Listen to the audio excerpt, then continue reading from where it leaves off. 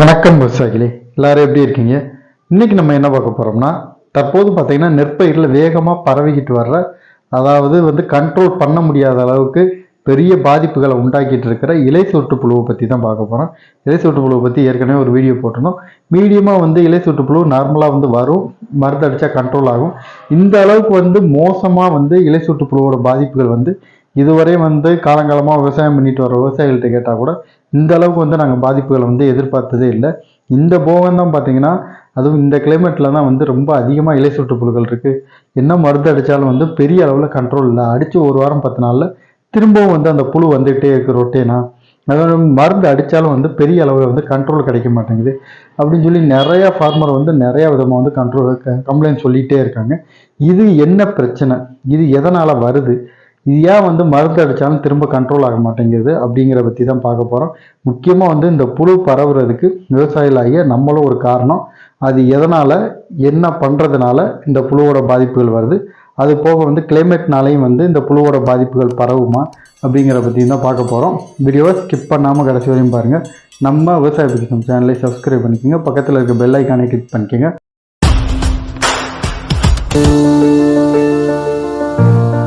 முதல்ல இந்த இலை சொட்டு புழுவோட பாதிப்புகள்னால நமக்கு மகசூல் குறையுமா, அல்லது இந்த இலை சொட்டு புழுவோட பாதிப்புகள்னால பயிர் பெரிய அளவில் பாதிப்புகள் உண்டாகுமா அப்படின்னு கேட்டிங்கன்னா, கண்டிப்பாக இந்த இலை சொட்டு புழுனால மகசூல் குறையிறதுக்கான வாய்ப்புகள் நிறையா இருக்குது. அதே மாதிரி இந்த இலை சொட்டு புழுனால பயிர்களோட பாதிப்புகள் உண்டாகுமான்னு கேட்டிங்கன்னா கண்டிப்பாக உண்டாகும். எதனாலன்னு பார்த்தீங்கன்னா, இலையை ஃபுல்லாக இந்த புழு என்ன பண்ணும்னா, இலையை இளமையில பயிரில் பாதிப்பை உண்டாக்குதுன்னா அந்த இலையில ஒட்டிக்கிட்டு இலையை ஃபோல்டு பண்ணிடும். இலையை மூடிக்கிட்டு உள்ளே இருந்துட்டு பச்சையத்தை ஃபுல்லாக சுரண்டி சாப்பிட ஆரம்பிச்சிடும். பச்சையம் ஃபுல்லாக போச்சுன்னா பயிர்கள் அதுக்கு தேவையான உணவை அது தயாரிக்க முடியாது. பச்சையம் இருந்தால் மட்டும்தான் சூரிய ஒளியை எடுத்து காற்றுல இருக்க நைட்ரஜனை எடுத்து அதுக்கு தேவையான சத்துக்கு, அதாவது உணவுகளை அதுவே தயாரிச்சுக்கிற முடியும். நம்ம கொடுக்குற உரங்கள் டைரெக்டாக பயிர் பயன்படுத்த முடியாது. அதை திரும்ப ஒளிச்சேர்க்கை பண்ணி அதுக்கப்புறம் தான் அது உணவாக எடுத்து பயிர் அதோட மற்ற பாகங்களுக்கெல்லாம் அனுப்புறது மூலயமா நமக்கு வளர்ச்சி வர்றது, ஈல்டு வர்றது, பயிர் வேர் வளர்ச்சி கொடுக்குறது, இது எல்லாத்துக்குமே பயிர் நல்லா பசுமையாக இருக்கணும். இந்த பசுமை போகிறதுனால தான் பார்த்தீங்கன்னா பயிர் அப்படியே உட்கார ஆரம்பிக்குது. இதை போக வைக்கிற காரணம் அந்த புழு தான். அந்த புழு பச்சையத்தை ஃபுல்லாக சுரண்டி சாப்பிட்டோம். இதுக்கு மேலே மருந்து அடித்தா கேட்கல அப்படின்னு சொல்லி நிறையா பேர் கம்ப்ளைண்ட் பண்ணிகிட்டு இருக்காங்க. கொடுக்குற மருந்துகள் பெரிய அளவில் கேட்க மாட்டேங்குது அப்படின்னு சொல்லி நிறையா ஃபார்மர் என்ன பண்ணுறது, ஏது பண்ணுறது. நமக்கு பக்கத்தில் புவனகிரி இந்த ஏரியாவெல்லாம் பார்த்தீங்கன்னா ஃபார்மர் நிறையா பேர் 3500 மேக்ஸிமம் 3000லேருந்து 3500 வரைக்கும் ஒரு ஏக்கருக்கே செலவு பண்ணிகிட்டு இருக்காங்க. அந்த அளவில் மருந்து அடிச்சுமே பெரிய அளவில் கண்ட்ரோல் இல்லை அப்படிங்கிறாங்க. ஃபேம் அடித்து கண்ட்ரோல் இல்லை. அதே மாதிரி இன்னும் நிறையா மருந்து சொல்கிறாங்க. ஃபேம்லாம் பார்த்தீங்கன்னா அதிக அளவில் போடுறாங்க. மினிமம் 50 ml 60 ml 70 ml அந்த மாதிரிலாம் போட்டு அடிக்கிறாங்க. அந்த மாதிரி டோஸ் அதிகமாக போட்டால் தான் கேட்கும் அப்படின்னு சொல்லி இதை ஒரு மார்க்கெட்டிங்காக பண்ணி நிறையா கொடுத்துட்டு இருக்காங்க. அதே மாதிரி கோரஜன் டெக்னிக்லாம் பார்த்தீங்கன்னா 60 கொடுத்தும் கேட்கல, 90 கொடுத்தும் கேட்கல அப்படிங்கிற மாதிரி அதுவும் நிறையா ஃபார்மர் நிறையா கம்ப்ளைண்ட் சொல்லிட்டு இருக்காங்க. இந்த மாதிரி ஒவ்வொரு இஷ்யூவாக வந்துக்கிட்டே இருக்குது. இது போக நவலோராணி மாமட்டின் இந்த மாதிரி நிறைய காம்பினேஷன் கொடுத்துக்கிட்டே இருக்காங்க. எது கொடுத்தாலுமே அந்த செலவு பண்ணுறதுக்கு ஏற்ற மாதிரி அந்த பலன் எங்களுக்கு கிடைக்கல அப்படிங்கிறாங்க. அதுக்கு என்ன ரீசன் அப்படின்னு பார்த்தீங்கன்னா, இதுக்கு முழுமையான ரீசன் நம்ம தான். இதுக்கு முக்கிய காரணமே நம்ம தான், விவசாயிகளாகிய நம்ம தான் காரணம். எதனால் இவ்வளோ ஸ்ட்ராங்காக சொல்கிறோன்னு பார்த்தீங்கன்னா, நிறைய விவசாயிகள்கிட்ட நம்ம ஒவ்வொரு வீடியோலையும் சொல்லியிருப்போம். இந்த மாதிரி 800 ரூபா குருணை, 900 ரூபா குருணை இதெல்லாம் போடாதீங்க அப்படின்னு சொல்லியிருப்போம். ஃபெட்ரா, விட்டாக்கோ இந்த மாதிரி டெக்னிக்கில் உள்ள குருணைகள்லாம் போடாதீங்க அப்படின்னு சொல்லியிருப்போம்.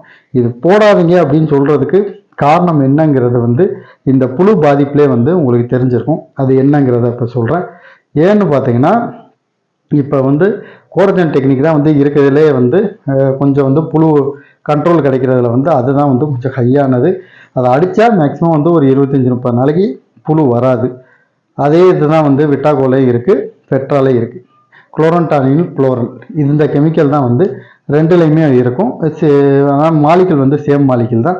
இது நம்ம அடியில் போடுறதுனால என்ன ஆகும்னு பார்த்தீங்கன்னா, அடியில் போடும்போது அந்த பூச்சி அடியிலே ஓரளவுக்கு கண்ட்ரோல் கிடைக்கும். அதே அடியில் எடுத்து சாப்பிட்றதுனால என்ன ஆகுன்னா, அந்த புழுலாம் அந்த பயிர் மண்ணில் போடும்போது பயிர் சத்துக்களை எடுக்கும்போது அந்த கெமிக்கலையும் சேர்த்து எடுக்கும்போது அந்த புழு ஃபஸ்ட் டைம் சாப்பிடும்போது சாகும். 2வது டைம் 3வது டைம்லாம் ரெசிஸ்டண்ட் ஆயிரும், ஒரு வீரியம் ஆயிரும், அந்த மருந்தை தாங்கக்கூடிய அந்த ஒரு தன்மை அதுக்கு வந்துடும். அப்படி வரும்போது பார்த்தீங்கன்னா இந்த குருணைகள் போடுறதுனாலையும் உங்களுக்கு வந்து பெருசாக கண்ட்ரோல் இருக்காது. அதனால என்ன பண்ணுவீங்க, திரும்ப மருந்து அடிப்பீங்க, திரும்பவும் வந்து என்ன பண்ணுவீங்க, அதே மருந்தை வாங்கி அடிப்பீங்க. இப்போ நம்ம சொல்கிற அளவுலாம் பார்த்தீங்கன்னா 30 ml போடுங்க, அதிகபட்சம் 40 ml போட்டு அடிங்க கொரஜன் டெக்னிக்லாம் அப்படின்னு சொல்லியிருப்போம். இந்த 30 ml போன டைம்லாம் 30 ml கேட்ட இதே கெமிக்கல் வந்து இப்போ 40 ml 50 60 ml வரையும் போட்டு கேட்க மாட்டேங்குது அப்படின்னு சொல்லி நிறைய ஃபார்மர் சொல்கிறாங்க. அதுக்கு ரீசன் என்ன அப்படின்னு பார்த்தீங்கன்னா, நீங்கள் வந்து அந்த புழுவை வந்து ரெசிஸ்டண்ட் ஆக்கி வீரியமாக்கி விடுறீங்க. இந்த மாதிரி பண்ணும்போது என்ன ஆகும் பார்த்தீங்கன்னா, அந்த புழு வந்து இந்த மருந்தை வந்து எடுத்த அது பாதிப்பை உண்டாக்காது. இந்த மருந்தை வந்து அந்த புழு சாப்பிட்டாலும் வந்து அதுக்கு எந்த பாதிப்புமே உண்டாக்காத அளவுக்கு அது வந்து ரெசிஸ்டண்ட் ஆயிரும். இந்த மருந்தை சாப்பிட்டு அது பழகிடும். அப்படிங்கும்போது அதுக்கு வந்து பெருசாக வந்து எந்த உபாதைகளோ எந்த பாதிப்பும் எதுவுமே ஏற்படாது. இந்த மாதிரி ஆகும்போது வந்து நமக்கு வந்து அந்த மருந்து வந்து ரிசல்ட் இல்லாமல் போகலாம். அதுதான் இப்போ நடந்துக்கிட்டு இருக்கு. நிறையா பேர் பார்த்தீங்கன்னா இந்த குருணைகள் போட்டால் வந்து நமக்கு பாதிப்பு வராது அப்படி இப்படின்னு சொல்லி நிறைய இடங்கள்ல கம்பெனிக்காரங்களா இருக்கட்டும், கடைக்காரங்களா இருக்கட்டும் போட்டு தேய்ச்சிடுறது, போடுங்க போடுங்க அப்படின்னு சொல்லி. இந்த மாதிரி போட்டோன்னு என்ன ஆகும் பார்த்தீங்கன்னா, அதை வந்து ஆரம்பத்திலே வந்து அந்த சின்ன புழுவா இருக்கையில் இல்லை ஸ்டார்டிங்லேயே வந்து எடுத்து சாப்பிட ஆரம்பித்தோம். சாப்பிடும்போது வந்து ஆரம்பத்தில் ஓரளவுக்கு கண்ட்ரோல் ஆகும். ஓரளவுக்கு வந்து எதுவாக இருந்தாலுமே ஃபஸ்ட் டைம் வந்து எடுக்கும்போது வந்து அதோட பாதிப்புகள் இருக்கும். 2வது டைம் 3வது டைம் போகல ஒரு இனத்தை வந்து அது உருவாக்கணும் தான் நினைக்கிறேன். அது அந்த சூழ்நிலைக்கு ஏற்ற மாதிரி அதோட தகவமைப்புகள்லாம் மாற்றிக்கிட்டு இதுதான் எனக்கு பாதிப்பு வருதுன்னா அதை நான் பழகிக்கிறேன் அப்படிங்கிற மாதிரி அந்த புழு அப்படியே கொஞ்சம் கொஞ்சமாக பழக ஆரம்பிக்கும். இந்த மாதிரி மாறும்போது தான் நமக்கு வந்து கொடுக்குற மருந்து கேட்க மாட்டேங்குது. இது ஒரு காரணம். அடுத்தது வந்து இந்த கிளைமேட் வந்து க்ளவுடியாக இருந்துச்சுனாலோ மேகமூட்டங்களாக இருந்துச்சுன்னா கூலிங்காக இருந்துச்சுன்னா நல்லா பனி விழுகுது, விடிஞ்சால் வந்து சூரிய ஒளி பெருசாக இல்லாமல் அப்படியே வந்து லைட்டாக மழை தூறுது, அப்படியே க்ளவுடியாக இருக்குது கூலிங்காக இருக்குது அப்படின்னா இதோட இன விருத்திகள் வந்து அதிகமாகும். இதன் மூலியமாகவும் இந்த புழுக்கள் வந்து வேகமாக பரவும். ஆனால் மருந்து அடிச்சும் கேட்க மாட்டேங்குது அப்படின்னு சொல்கிற ஃபார்மர்கள் எல்லாருக்குமே இது ஒரு முக்கியமான ரீசன். சில பேர் சொல்லலாம், என் வயலில் நான் அந்த குருணையே போடலையே ஆனால் எனக்கும் கண்ட்ரோல் ஆகலையே அப்படின்னு சொல்லலாம். உங்களுக்கு பக்கத்து வயலில் இருக்கிறவங்க போட்டிருக்கலாம், அவங்க இதுலேருந்து வீரியமான புழு வந்து உங்கள் வயலுக்கு வரணும். ஏன்னா இந்த புழுவோட பரவல் எப்படி இருக்கும் பார்த்தீங்கன்னா, வயலில் ஒரு மூலையில் ஸ்டார்ட் ஆச்சுன்னா அடுத்த எண்டில் தான் போய் நிற்கும். அடுத்த எண்டுனா ஒரு ஏக்கர் 100 ஏக்கர் இருக்குன்னா 100 ஏக்கரில் ஃபஸ்ட்டில் ஸ்டார்ட் ஆச்சுன்னா கடைசி வரையும் போய் தான் நிற்கும். அந்த அளவுக்கு வந்து பரவல் உண்டாகும். அப்படிங்கும்போது அடுத்தடுத்து வரும்போது வந்து அந்த புழுக்கள் வந்து வீரியமாயிட்டே போகும். இதனால தான் சொல்கிறது, மருந்தை வந்து அளவு கம்மியாக போடுங்க. இந்த மாதிரி குருணைகள்லாம் வந்து ரொம்ப காஸ்ட்லியான குருணைகள்லாம் போடாதீங்க அப்படின்னு சொல்லி ஒவ்வொரு டைமும் வந்து வீடியோ போட்டுட்டு தான் இருக்கும், அவேர்னஸ் பண்ணிக்கிட்டே தான் இருக்கும், சொல்லிக்கிட்டே தான் இருக்கும்.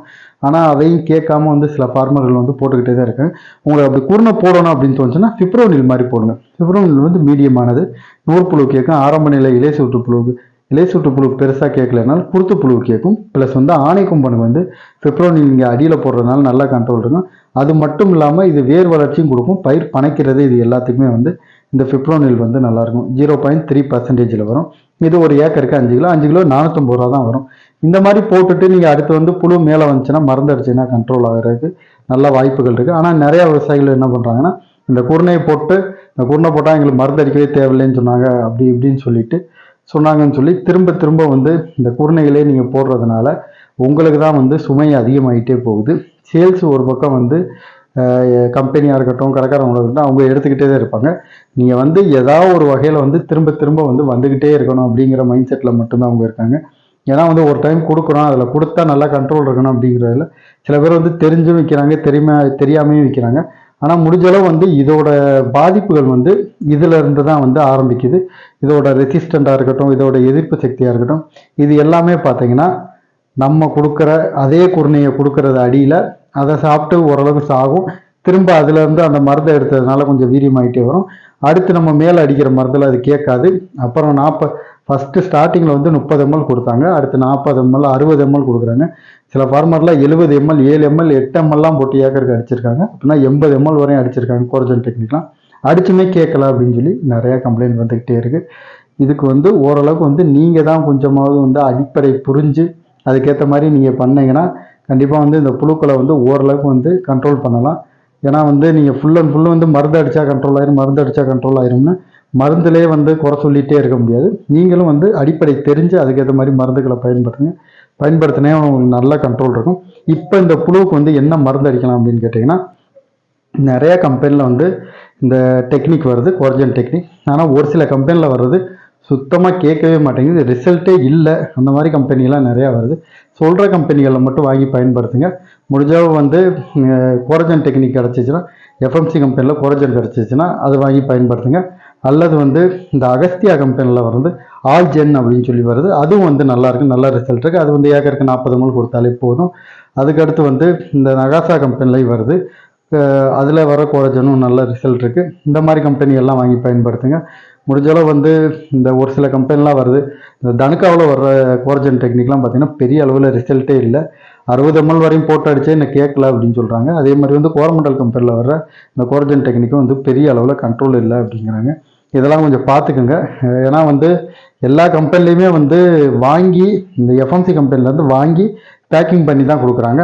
அதில் ஒரு சில கம்பெனிகள் வந்து என்ன பண்ணுறாங்க அப்படின்னு தெரியல. ஆனால் அந்த கோரஜன் டெக்னிக்கில் உள்ளது எஃப்எம்சியில் வர்றது, இந்த நான் சொன்ன 2-3 கம்பெனியில் வர்றதுலாம் வந்து நல்லா ரிசல்ட் இருக்குது, நல்லா கண்ட்ரோல் இருக்குது. ஆனால் இந்த 2-3 கம்பெனியில் வர்றது வந்து அதே பர்சன்டேஜ் தான், அதே மாலிகுல் தான், ஆனால் வந்து கண்ட்ரோல் கிடைக்க மாட்டேங்குது. இது வந்து வாங்கி பேக்கிங் பண்ணும்போது வந்து இடையில எதுவும் பண்ணுறாங்களா அப்படின்னு தெரியல.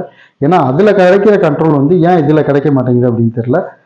முடிஞ்ச அளவு வந்து உங்கள் காசு அதை வந்து கொஞ்சம் கரெக்டாக பயன்படுத்துங்க. இந்த பாதிப்புக்கு என்ன மருந்து கொடுக்கலாம்னா, கோரஜன் டெக்னிக் வந்து ஒரு ஏக்கருக்கு 40 ml, அது கூட வந்து ப்ரொபனோபாஸ் சைஃபர் ஒரு ஏக்கருக்கு வந்து 150 to 200 ml, 1/4 லிட்டர் வரையும் கூட அடிக்கலாம், 10 டேங்க்கு. அது கூட வந்து சில்லிக்கான் ஒட்டு பசை, நார்மல் ஒட்டு பசை போட்டு அடிக்காதீங்க. முடிஞ்சளவு வந்து சிலிக்கான் ஒட்டு பசை ஒரு ஏக்கருக்கு வந்து 25 ml. இந்த காம்பினேஷனில் கொடுத்து பாருங்கள், நல்லா கண்ட்ரோல் இருக்குது. அப்படி தான் கொடுத்துட்ருக்கோம். இதுவரையும் வந்து கண்ட்ரோல் நல்லா இருக்குது. இதுக்கப்புறம் வேறு என்ன காம்பினேஷனில் கொடுக்கலாம் அப்படின்னு பார்த்தீங்கன்னா, இண்டோஸ்கார்ப் அப்படின்னு சொல்லி மருந்து வருது. இண்டோஸ்கார்ப்பும் அது கூட வந்து ப்ரொபனோபாஸ் சைஃபர் ஒரு 1/4 லிட்டர், இண்டோஸ்கார்ப் வந்து 100 ml. இந்த காம்பினேஷனில் கொடுத்தீங்கனாலும் நல்ல கண்ட்ரோல் இருக்குது. இது கூட வந்து சிலிக்கான் ஒட்டு பசை கம்பல்சரி சேர்த்தடிங்க. நான் சொல்கிறது எல்லாமே பார்த்தீங்கன்னா காம்பினேஷனில் வர்ற மருந்து எதையுமே சொல்ல மாட்டேன், இண்டிவிஜுவலாக தனியாக வர்ற மருந்துகள் தான் இது எல்லாமே. இந்த காம்பினேஷனில் கொடுத்து பாருங்கள், இதுவும் வந்து நல்ல கண்ட்ரோல் இருக்குது. இந்த மாதிரி பயன்படுத்தி பாருங்கள். தேவையில்லாத மருந்துகளை கொண்டு போய் அதிகமாகவும் டோஸ் போட்டு கொடுக்காதீங்க. முடிஞ்சளவு வந்து குருணைகளை தவிருங்க. குருணைகளை தவிர்த்திங்கன்னா அடுத்து இந்த மாதிரி புழுக்களோட பாதிப்புகள் வந்துச்சுன்னா ஈஸியாக கண்ட்ரோல் பண்ணலாம். நான் வந்து முழுக்க குருணை போட்டதுனால தான் கண்ட்ரோல் ஆகலை அப்படின்னு சொல்ல, இந்த கிளைமேட்டுக்கு வந்து அந்த புழுக்களோட பெருக்கங்கள் வந்து ரொம்ப அதிகமாக இருக்குது. அதுக்கேற்ற மாதிரி வந்து இந்த மருந்து, இந்த குருணைகளே நம்ம அடியில் போட்டதுனால பூச்சி புழுக்களும் வந்து ஈஸியாக ரெசிஸ்டண்ட் ஆனோடனே நம்ம கொடுக்குற மருந்துகளோட அளவு வந்து கேட்க மாட்டேங்குது. அப்படிங்கும்போது நீங்கள் வந்து டோசேஜ் அதிகமாக போட்டு அடிக்க உங்களுக்கு வந்து செலவு வந்து அதிகமாகிட்டே போகும். நிறையா பேர் சொல்லுவாங்க, குருணை போடுங்க நல்லாயிருக்கும், குருணை போடுங்க நல்லாயிருக்கும், இந்த விட்டாக்கோ போடுங்க, ஃபெட்ரா போடுங்க, இந்த மாதிரி நிறையா குருணைகள் வந்து வந்துக்கிட்டே இருக்குது. இதை போடுங்க 800 900 அப்படி இருக்கும் இப்படி இருக்கும்பாங்க. கண்டிப்பாக வந்து உங்கள் தலையில் வந்து நீங்களே சுமையை தூக்கி வச்சுக்கிற மாதிரி தான். அதை நல்லா புரிஞ்சுக்கிட்டு அதுக்கேற்ற மாதிரி வந்து பயன்படுத்துங்க. இதில் உங்களுக்கு வேறு ஏதாவது சந்தேகங்கள் இருந்தாலும் கமெண்ட் பாக்ஸில் கமெண்ட் பண்ணுங்கள். சரி விவசாயிகளே, நான் சொன்ன தகவல் உங்களுக்கு பயனுள்ளதாக இருக்கும்னு நம்புகிறேன். நம்ம விவசாய பொக்கிஷம் சேனலை சப்ஸ்கிரைப் பண்ணிக்கோங்க. பக்கத்தில் இருக்க பெல் ஐக்கானை கிளிக் பண்ணிக்கோங்க. இதில் உங்களுக்கு வேறு ஏதாவது சந்தேகங்கள் இருந்தாலும் கமெண்ட் பாக்ஸில் கமெண்ட் பண்ணுங்கள். நன்றி விவசாயிகளே, வாழ்க தமிழ்.